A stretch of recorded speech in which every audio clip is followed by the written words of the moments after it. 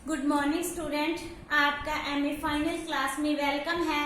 तो बच्चे, जैसे कि हमने लास्ट लेक्चर्स में किया था यूनानी या ग्रीक हिस्टोरियोग्राफी, यूनानी इतिहास लेखन, उसके बाद हमने किया था रोमन इतिहास लेखन, चाइनी या चीन का इतिहास लेखन कैसा था। क्लियर? तो उनको करने के बाद आज हमारा जो नेक्स्ट टॉपिक है वो है अरब इतिहास लेखन, अरब हिस्टोरियोग्राफी। कौन सा? अरब इतिहास लेखन। क्लियर? तो जो अरब इतिहास लेखन, जैसे कि आपको नाम से ही पता चलता है कि ये किनके इतिहास लेखन के बारे में हमें जानकारी देता है, मुस्लिम लोगों के। किनके? मुस्लिम लोगों के जो इतिहास लेखन के बारे में जानकारी देता है कि जो मुस्लिम लोग थे वो अपना इतिहास लेखन कैसे करते थे। तो उनमें क्या था, जो उनका जो इस्लामी चिंतन था, क्या था? इस्लामी चिंतन। जो मुस्लिम इतिहासकारों का इस्लामी चिंतन के जो चिंतन किस पर करते थे, उनका जो विचार था कि जो इस्लामी चिंतन का जो मुख्य आधार क्या है, कुरान है। कि कुरान क्या उनका जो धार्मिक ग्रंथ भी है। तो उन्होंने इस्लामी चिंतन का मुख्य आधार किसको माना है? कुरान शरीफ को। क्लियर? तो उनका विचार है कि इस्लामी चिंतन का जो विषय है वो कुरान में स्वयं प्रकट हुआ है, कि मतलब किसी ने उसको ऐड नहीं किया है, वो स्वयं प्रकट हुआ है। और उनका जो मुख्य उद्देश्य यहाँ इतिहास लेखन कार्य का जो मुख्य विचार है, उसमें उनका जो संबंध है वो कहते हैं कि जो उनका इतिहास लेखन का संबंध है वो किससे है, कि मानव का ईश्वर के साथ क्या संबंध है, कि मानव का अल्लाह के साथ क्या संबंध है। मतलब जब भी वो इतिहास लेखन कार्य करते हैं तो वो किस चीज को बेस बनाते हैं?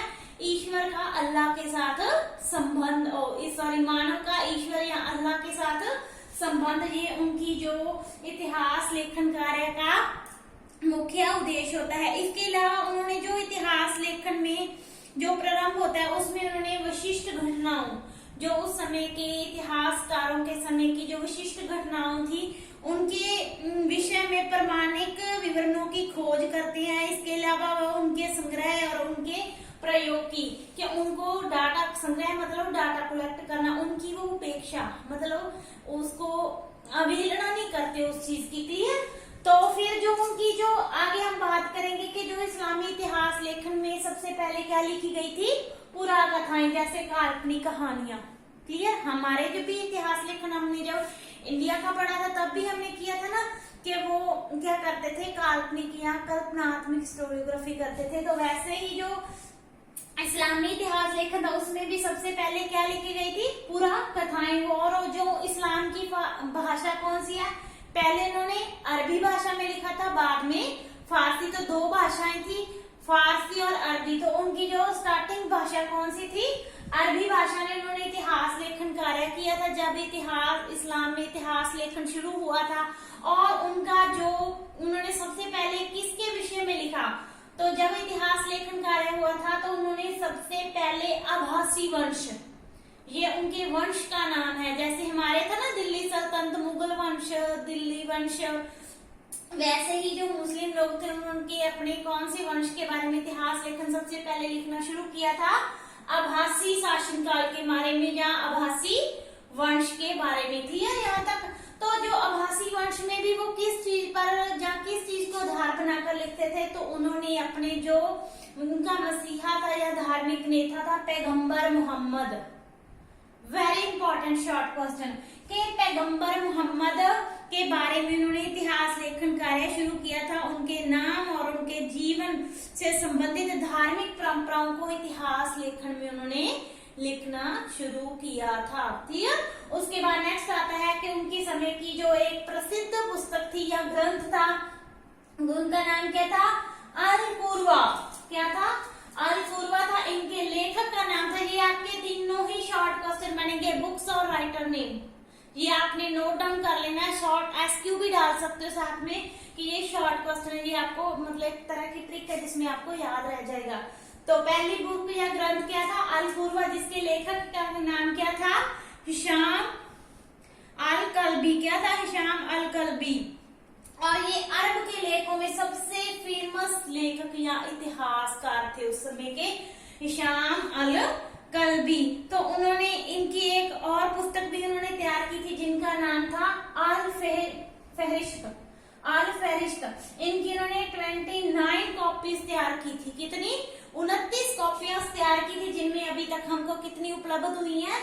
3। क्लियर? उसके बाद एक और लेखक थे जिनका नाम था मोहम्मद इब्न दहशक। उन्होंने एक बुक लिखी थी सीरत रसूल अल्लाह। कौन सी बुक थी? सीरत रसूल अल्लाह। इसमें उन्होंने पैगंबर मोहम्मद के जीवन कथा का वर्णन किया है। क्लियर?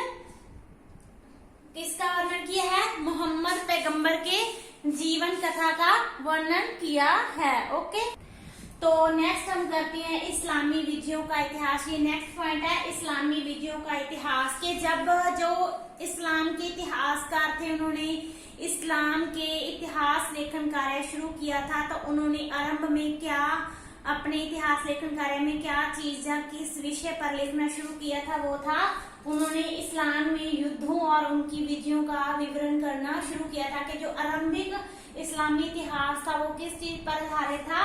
युद्धों और विजयों पर आधारित था। इसके बाद की जितनी भी कृतियां हैं, क्योंकि पहले जो उनका फर्स्टली जब उन्होंने स्टार्टिंग किया था तब क्या करते थे, उनका जो आधार विषय क्या होता था? मानव का ईश्वर या अल्लाह के साथ संबंधों के बारे में लिखते थे। फिर बाद में जब इस्लामी विजयों का इतिहास लिखना शुरू करके, जिनमें उन्होंने जितनी भी बाद में अन्य कृतियों की रचना की थी, उनमें उन्होंने युद्धों और विजयों के बारे में लिखना शुरू किया था। तो इन जो इतिहासकार थे जिन्होंने अपने इतिहास लेखन कार्य में युद्ध और विजयों का वर्णन करते थे, उनमें जो सबसे फेमस थे इस्लाम के जो इतिहासकार या लेखक थे, वो वेरी इंपॉर्टेंट शॉर्ट क्वेश्चन भी बन सकते हैं आपके। वो था जैसे पहला था मिस्र का निवासी था जिसका नाम था अब्दुल हकम। क्लियर? मिस्र का निवासी अब्दुल हकम। दूसरा था पर्सिया का निवासी अहमद इब्न यहया। क्या था? पर्सिया का निवासी अहमद इब्न यहया। क्लियर? जो मिस्र का निवासी था अब्दुल हकम, उसने जो अपनी कृतियां थी उनमें उन्होंने उत्तरी अफ्रीका और स्पेन में, कहा उत्तरी अफ्रीका और स्पेन में इस्लाम की विजयों के बारे में वर्णन किया है। क्लियर? तो जो पर्सिया का निवासी था अहमद इब्न यहया, उसने जो इस्लाम की नई नई विधियों के बारे में और उनकी विजयों के बारे में अपने इतिहास लेखन में लिखा है। क्लियर? उसके बाद नेक्स्ट पॉइंट आता है कि जो इस्लामी इतिहासकारों का फारसी दृष्टिकोण कैसा था, कि मतलब उन्होंने पहले कौन सी भाषा में, मैंने करवाया था कि उन्होंने अरब भाषा में लिखना शुरू किया था। धीरे धीरे जैसे वो लिखते गए तो उन्होंने कौन सी भाषा अपनानी शुरू कर दी थी? फारसी भाषा। तो फारसी दृष्टिकोण में जब उन्होंने लिखना शुरू किया था तो उन्होंने जो आधार बनाया था, प्रेरणा ली थी, किससे मोटिवेट होकर उन्होंने जो फारसी भाषा में लिखना शुरू किया था? तो उनका जो फारसी का ग्रंथ था खुदाए नामा। क्लियर? Very important question. खुदाए नामा से मोटिवेट होकर उन्होंने क्या किया था?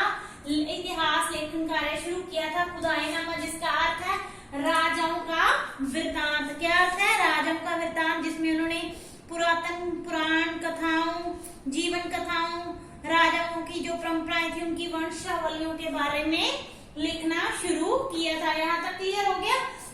तो जो ये फारसी दृष्टिकोण था, इसमें उन्होंने इतिहास लेखन में पहले क्या होता था? तथ्यों की यथार्थता। जैसे हम स्टार्टिंग में फर्स्ट यूनिट में भी किया था कि फैक्ट के आधार पर जो हिस्टोरियोग्राफी होती है, कि मतलब उनकी आलोचना समालोचना होती है कि जो हमें जो सही है करेक्ट है उसी के बारे में लिखना। तो जो स्टार्टिंग था उसमें उन्होंने जो तथ्य थे, यहाँ पर तथ्यों की यथार्थता या प्रामाणिकता, इन पर जोर या आधारित न होकर जो उनका इतिहास लेखन कार्य था, जो फारसी दृष्टिकोण वालों का, उनका जो आधारित होकर उन्होंने क्या लिखना शुरू किया था कि इतिहासकारों की जो व्याख्या की श्रृंखला की निरंतरता, कि उन्होंने सिर्फ एक्सप्लेनेशन की थी लगातार और प्रत्येक विवरणकारों की निष्पक्षता के विश्वास पर आधारित थी। क्लियर? तो उस समय जो फारसी के जो इतिहासकार थे उनमें जो सबसे पहले फेमस आता है वो है, उनका नाम है इब्न कुतुब। क्या है? इब्न कुतुब। उनकी पुस्तक का नाम है किताब अल मारिफ। क्या है? किताब अल मारिफ, जिसका अर्थ है ज्ञान की पुस्तक। क्या है इसका अर्थ? ज्ञान की पुस्तक। इसके बाद आता है इब्न दाऊद अल दिनावरी। इब्न